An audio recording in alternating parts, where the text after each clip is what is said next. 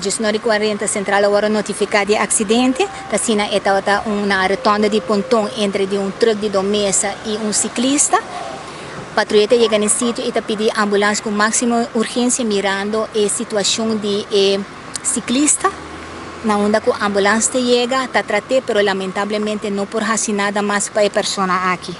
Para 25, Dr. Texier está constatado morto de menino Franklin Edwin Dirks, nascido dia 25 de julho de 1958 e menino tem 63 anos.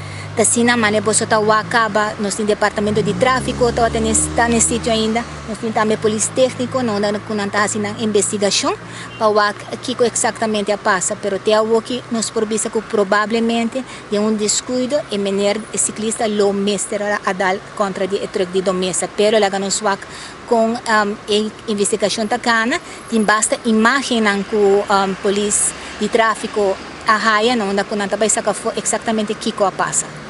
Atualmente também tem slachofferhulp e acaba a família também notificar. Correto, pensei nos tratar pouco para dar em nome, não anda com rato promete, departamento de slachofferhulp a tomar contato com familiares, não, para se não pôr na altura, que acaba de passar com as seres queridos. Essa é parte que ajuda nos hobby, porque antes são que trazer notícia e também ajuda a família, o processo que depois de essa aqui.